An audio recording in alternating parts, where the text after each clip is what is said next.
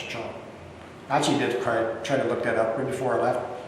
I know that his father, Randolph Churchill, was friends with Nathan Rothschild, and apparently they both helped each other after Churchill's father went to South Africa, and he later created the beer mining company, which apparently specializes in diamonds. You have to understand that in modern politics there are going to be two groups of people. There are those who are very anti-Rothschild and those who are very pro-Rothschild. And unsurprisingly, this means that both sides are going to be quite biased in regards to what information they provide to you. That also makes it somewhat impossible for somebody with a more objective attitude to be able to know what is true and what is not true. But what I can confirm from even those with a more from both sides is that apparently the Rothschilds and the Churchills were very close to each other. So that's something that can be confirmed, and I know that both sources also agree that Winston Churchill's father's friendship with Nathan no doubt helped his son's social status later in life. But otherwise, I cannot give much more information on this at this time, so to speak. But perhaps in a later video, if any viewers want to, I can definitely try to look into it more deeply.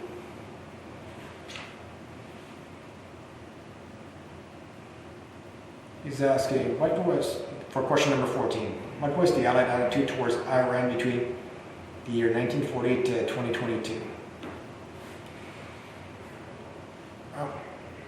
Until 1953, when Mohammad Mossadegh was overthrown in American and British Baku, the Iranians, they were generally well regarded.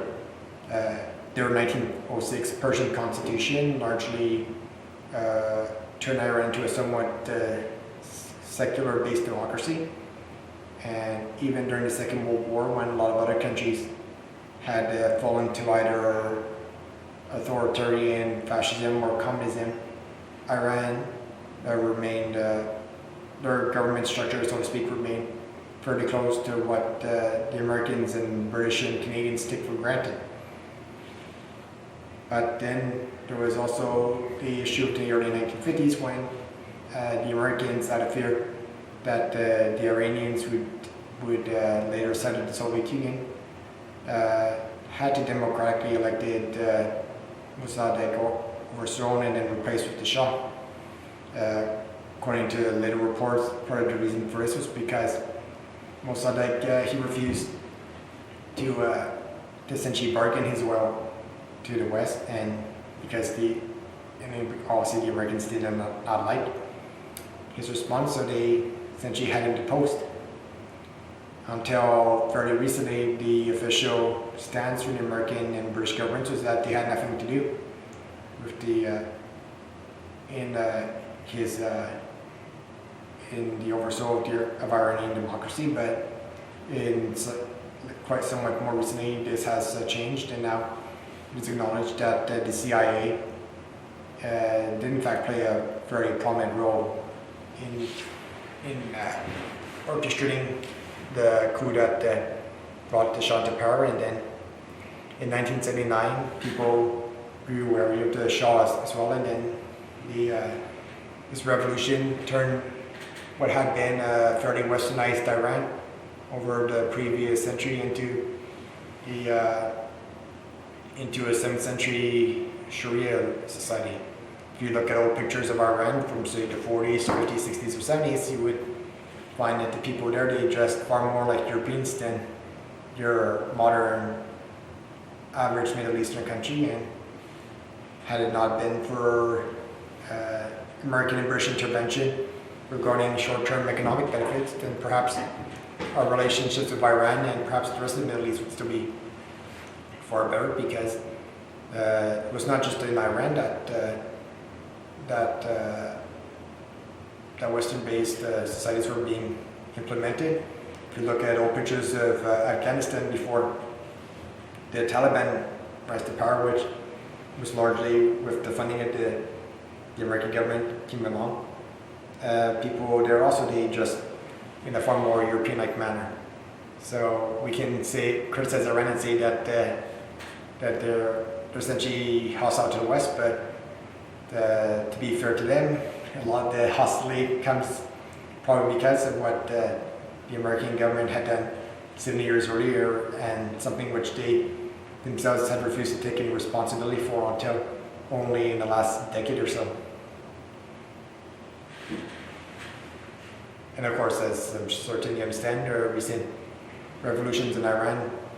They might very well change the landscape, and perhaps if the citizens are successful, we might see pre-1979 or even a pre-1953 Iran come back in place. Whether that will happen or not, of course, is something that hasn't been determined yet, but that's perhaps in a year or so when the long-term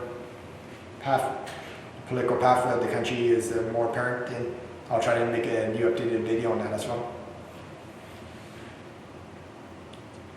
So I have another user, his name is Jack Carl Anderson. So for question number 15, anyone who does not enjoy writing, in brackets, which is work, bracket, should not expect to succeed at it. Is this an accurate statement? Yeah, I think it's very accurate. Of course, if you think there's another secondary motive to it, for example, if you think you're going to make a lot of money for it, you might say to yourself that the financial benefits outweighs the enjoyment that you would get. But the problem is that writing is not like medical work. If you're a doctor and you just wanted, and you got into the profession for a salary, you could probably tell yourself that at least you have a fairly secure six-figure income. But the problem is that for most writers, the salaries are quite frankly not consistent. You never know from one month to the other what it's going to be, what the economic landscape is going to be like. And so if you don't enjoy writing, you're probably not going to get far into it monetarily speaking either. And so in that case, I don't think that that anybody short of a full-fledged passionate writer is going to get much out of that type of field work. But as I said, you never know. Perhaps there's somebody out there who says they don't like writing, but then they'll just take their chance, and then they'll make the next $1 million hit piece, and then they'll be set for life. Number 16. Which has more value? What we know or what we don't know? Well, I guess most one of the hard parts about this is that we know what we do know, and what we don't know, well, we can't know what the value of it is because we simply haven't had the privilege of being exposed to it yet. But I think in some ways, I would still say that what we know is probably more important because, as I said, that's what we do know is how our lives are determined. Our views on, say, politics or our personal interests are all based on facts and details that we already know about. We cannot really enjoy what we don't know until the day that chance happens to bring us into a situation where our worldviews might change. And so I guess the best way to have both experiences is to get out of your comfort zone. In my case, tonight I'm doing a lot of speaking. I usually don't speak very much. I've spent most of my life as an introvert. So for me, this is an experience, I guess, to get out of my comfort zone and try to see how I sound like.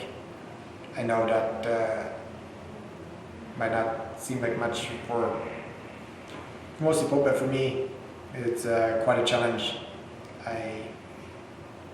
And I think that's one of the reasons why I had got into writing in the first place, because I found the putting things on paper was a far easier way to express myself than the traditional speaking format.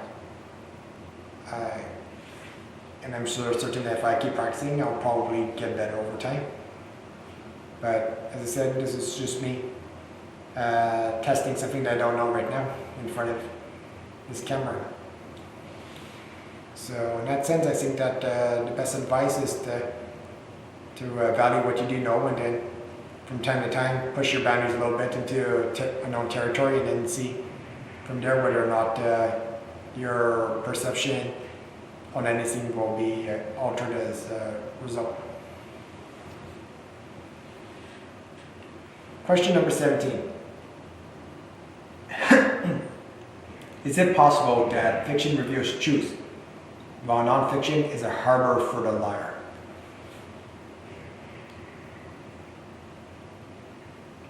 Well, I think that it can be a little bit of both. Obviously, when you write fiction, the intention is that a lot of stuff is just simply make-believe, but as I've explained in an earlier question of mine, a lot of characters and plots that I came up with, I later realized were probably subconsciously based on a lot of events, experiences that I had experienced in the real world, and they were just mixed together, and I reinterpreted those people and events, and then ultimately made my own plots out of them. So in that sense, I believe that that fiction does in fact have a lot of truth to it. But then the same can be said about non-fiction. I would say that most of the information you get from history books is probably accurate. That's not to say that things cannot be changed from time to time, but I do believe that that just because some information turns out to be incorrect, it does not necessarily mean that everything is. But of course, that's where it becomes tricky, because as I said earlier too, even if most of the information we got from, say, the Nuremberg trials is accurate, for all we know, there could have been some crucial accusations or claims that perhaps actually were thrown into the mix that were not accurate at all, because when you're dealing with an event where most of the stuff perhaps is reliable, it is far easier to conceal the little bits of lies here and there.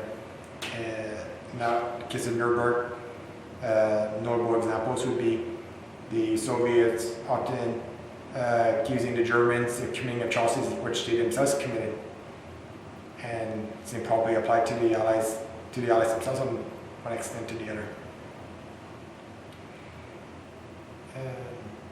And of course, when you look at the modern politics, a lot of politicians, they'll probably tell you things that are mostly true, but then they might also twist the scenarios a little bit here and there in order to try and essentially perhaps exonerate themselves, or perhaps influence a narrative that is more to their own liking. So in that sense, I guess you could say that nonfiction does become a harbor for a liar, even though I would not necessarily say it is exclusively that case, but perhaps a better way to look at it would be that law and nonfiction would be a harbor of truth, and then somewhere in the center, just a little bit of a lie that's surrounded by the truth, and then just kind of drown out. And in that case, it would be up to the individual readers to investigate for themselves and see how much truthful information can be, or untruthful information can be discovered.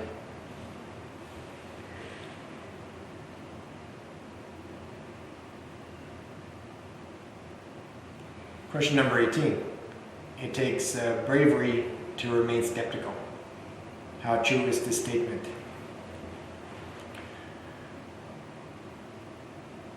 I think that is mostly true. Of course, you have to have a reason for being skeptical. You can't just say I'm skeptical because I choose to be argumentative or controversial, but I do understand that in a world where a lot of people have see everything in black and white, where you're either for them or against them, remaining skeptical can often be interpreted as you essentially saying that you're not going to go along with an accusation made just because the majority had this viewpoint. I believe Mark Twain, he once said that if you find yourself on the side of the majority, it's time to look back and reflect. And in this context, I think that it does in fact take a lot of courage to say that you're not going to automatically take everything you read for granted. But as I said, you have to have a reason for it too. You cannot just be argumentative just for its own sake. You have to be somebody who looks into the information, reads both sides, realizes that there are some claims or facts that are not holding up, and then you have to ultimately provide your reasons for why you refuse to accept everything at face value. And of course, as I said, not many people are willing to do that. Perhaps some people feel more pressurized into not remain skeptical and they'll go along with something even if they themselves are not fully committed to that mindset. But for somebody to openly be skeptical after having sifted through all the information and then providing rational reasons, I do believe it takes quite a bit of self-confidence in this modern age. So I have another user by the name of Chris Brown. He's got quite a few questions of his own here, so I'll try to read them off one after the other. Should a person's criminal history follow them forever, including being accessible to future employers? I believe that, as a general rule, criminal records should not be used to impact people's employment potentials. Now, of course, if you're a teacher like Brittany Zamora, who was accused of having sexual intercourse with a 13-year-old, then I could understand why you might want to make rules that prohibit such offenders from ever having a job where they have to be responsible for the well-being of underage students. But at the same time, I find that in a lot of cases, even criminal records that are fairly trivial in comparison are being excessively used in destroying people's career potentials. For example, somebody who was a teenager who was, perhaps arrested because they wanted to test out some recreational marijuana with their friend. 20 or so years later, they're still being told that they can't even work in a half-decent employment sector because something that happened when they were still too young to even be driving, and that oftentimes causes people to fall into poverty, and then their next desperate act is to begin robbing people in order to make their own ends meet. I believe that in that sense, criminal records, they've done far more damage than anything else. But on the other hand, I also understand why in limited cases criminal records could become a necessity. I just do not believe that the way they are currently being imposed is the right solution. Like a lot of other questions, I actually do have a fairly strong opinion on this matter. As a matter of fact, if you go on my Quora account, I have an answer about this under the question, why do criminals return to crime? And it discusses this topic in a dark comedy type of approach. And according to the tens of thousands of people who've read the article, they said it was a real eye-opening essay that I had written back in 2018. And my views on the matter still stand. And as I said, I'm going to be making another video on this in the near future, so even though I'm not delving too deeply into this because of all the other questions that are to follow, just to give a quick summary, I do believe that criminal records should not be used against employees except under very limited circumstances. So question number 20. What could be done, he actually forgot to write. What could be done to assist former inmates into more meaningful and better paid work? Well, as I asked my previous answer shows, I think that limiting when criminal records are used against you for potential employment, I think that needs to be taken far more seriously than it currently is. Now I understand that part of the reason behind the criminal record system was for the courts to be able to know if a prisoner had been a repeat offender, and because of the whole Public Information Act, a lot of employees end up ultimately getting access to these records. But perhaps the state has to make a new rule whereby if an employer says that gives a reason for why they want access to certain records, then and the case is to essentially purge or eliminate any hirees because of a past conviction, then the state can either just tell them, could perhaps even lie and just tell them that no such records exist, or they just tell them that they do not have legal access to them. And then, aside from the criminal record reforms, I believe that the obvious is that we have to do something about the homeless population. Even outside of prisons, there are tens of thousands of homeless people just inside Canada who sleep on the streets every night, and these numbers do not include those who are homeless but living with a friend or relative. All this economic disparity is what often causes crimes to take place to begin with, and yet for some reason the government has decided that they would rather spend tens of thousands of dollars annually to house just one inmate, when that same person could probably be given an apartment and basic commodities I'm sorry, my throat here. Accommodations for a much cheaper price. And I think that if they were able to take these reforms more seriously, I believe that you could potentially see a real drop in crime, both for non-violent and violent convictions alike. Actually, hang on, I'm just going to take a little drink of water here. My throat is very dry.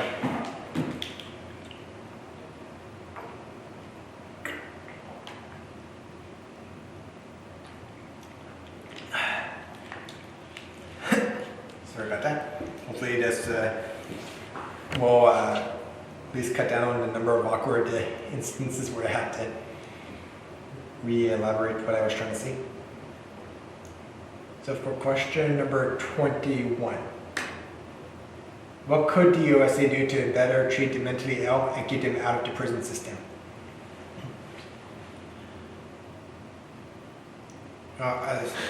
For me personally, I believe the term mentally ill is a fairly subjective term. I'm not saying that because I do not believe that any type of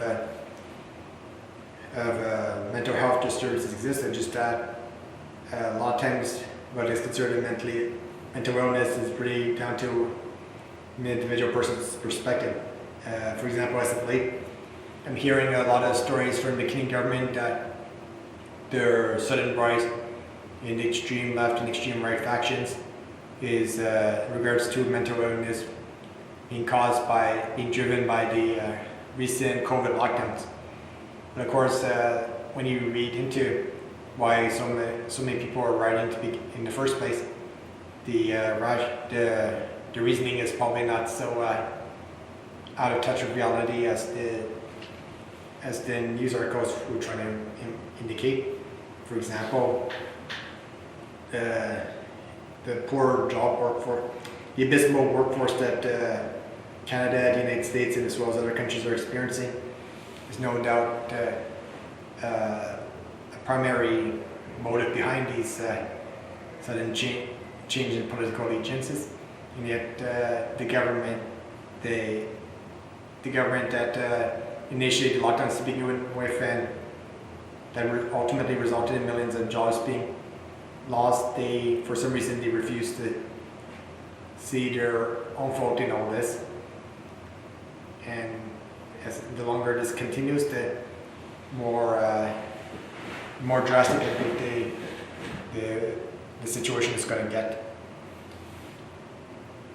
And so I would say that the best course of action really regards to limiting the number of so-called mental illness cases and incarcerations is to improve the job reforms, ensure that even those with the most economically penurious have a proper place to sleep at night, and not a street corner or even a homeless emergency shelter. Reform the criminal record system so that people are not being essentially discriminated against because of some minor conviction that took place decades ago, and even worse, because of the relationship with somebody who has been convicted of such a crime. If you can get rid of these problems, I believe that people's mental confidence will improve, and I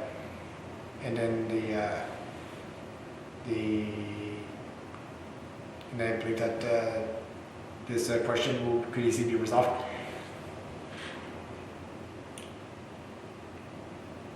So question number 22. Are life sentences in the USA, particularly for young people, necessary given they may be capable of productive lives if released earlier? I've been long critical of capital punishment and life without parole, which I see as death by incarceration, and I feel even more strongly about that for young offenders than I do for those who are fully grown. A lot of people who commit murder at say 13 or 14, they do so because of physical bullying in school, and if for some reason the government they never take these situations seriously until something like Columbine takes place, and when it does happen, they never see the physical abuse that was inflicted on them from other students and possibly even faculty as a rational reason, and yet they'll turn around and they'll say that the Doom video game franchise or even the singer Marilyn Manson were somehow so influential in say just about any school shootings from the 1990s that somehow they could justify trying to essentially ban their own content from the mainstream media. I believe that Michael Moore, he pointed out the irony too that down the same day that Columbine shootings were taking place, that the Americans were dropping a lot of bombs over Bosnia, so, and yet apparently there was no the Clinton administration, they saw no correlation between the increasing violence in the American military and what happened in Colorado on that same day. And then you have to also understand that a lot of people who get physically abused as juveniles, they grew up in prison to become pretty normal behaved people. They say that murderers actually have one of the lowest reoffending rates of any other prisoners in the system. So in some ways I would actually feel much safer being around, say, a 30-year-old who's been in prison for half his life and who's turned things around versus an unrepentant street fighter who keeps going in and out of prison on a regular basis, because for them prison is regarded as just a short stint which they expect to emerge from, whereas People who are in for far longer duration, they try harder to better themselves, so to speak. And as I said too, just like with the other questions, the rise in American school shootings in recent years is largely in response to the government's refusal to acknowledge the real causes behind school shootings. Those are economic disadvantages, physical abuse, and also simple act of desperation from juveniles who do not know where to turn to, because in our modern society, schools are regarded as a fundamental feature for people of that age group.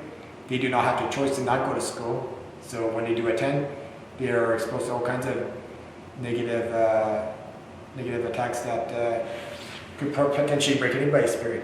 For example, in 1996, there was a school shooting at the Frontier School. I believe it was on Groundhog Day.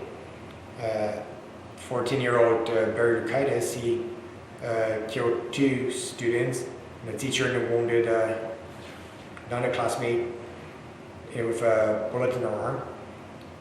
Some of the examples that he had to endure aside from his family situation was he was apparently repeatedly swallowed, which is when students, they put their head in the toilet in the school bathroom, and on other occasions he was apparently held down while other boys urinated all over him. Regardless of what some people out there try to claim, that's not something that most people have to ever go through. And perhaps if he had not had to be subjected to such extreme abuse, then he might not have seen what he did to be anything that he would have ever have seriously considered in the first place. And now he's been in prison for 26 years. The more recent resentencing reviews, as well as his record while in prison, probably indicates that he's fit enough that he probably should have been released years ago, perhaps even before. He was formally resentenced to 189 years in 2017. And the same applies to most juveniles, and I believe that once they're released, they should be given the same basic rights as mentioned earlier, that criminal record should not be used against them except for very specific and exceptional circumstances. Better economic support outside of prison is going to be another important factor that's going to make the difference between whether or not they can become productive members of society, or they end up lapsing back into the system. Because, needless to say, the government of Canada, the United States, as well as many European societies, they are very willing to spend millions of dollars keeping people locked behind bars, but they're not as interested in spending that same amount of money in keeping them out of that same environment.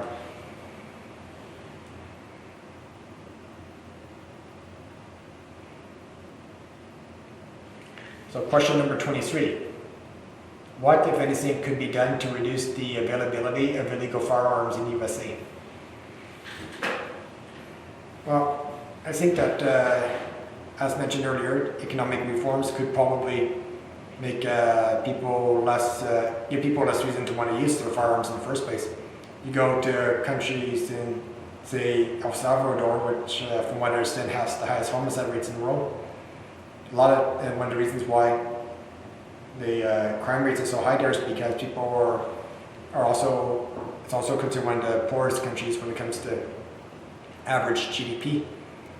So I believe that one of the most effective ways to reduce illegal firearms is not to have the government crack down on potential gun owners, but instead is to begin reallocating the resources towards bettering the lives of your average citizen.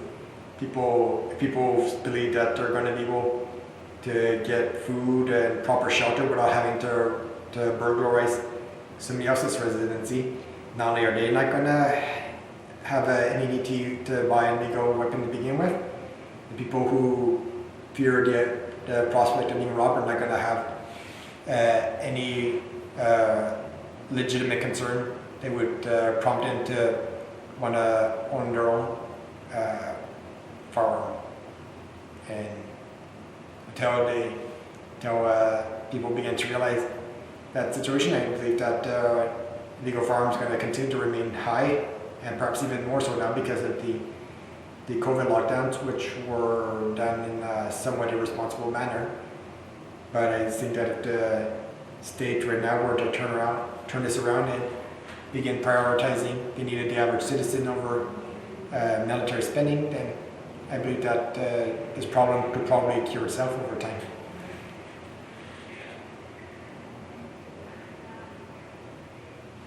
Question number 24. Systematic racism ensures high-crime black neighborhoods don't have enough access to services and funding. What could be done to change this? Systematic racism ensures high-crime black neighborhoods don't have enough access to services and funding. What could be done to change this? I suppose this probably depends on what country you live in. From what I understand, the segregation is far more divisive in the United States than in Canada.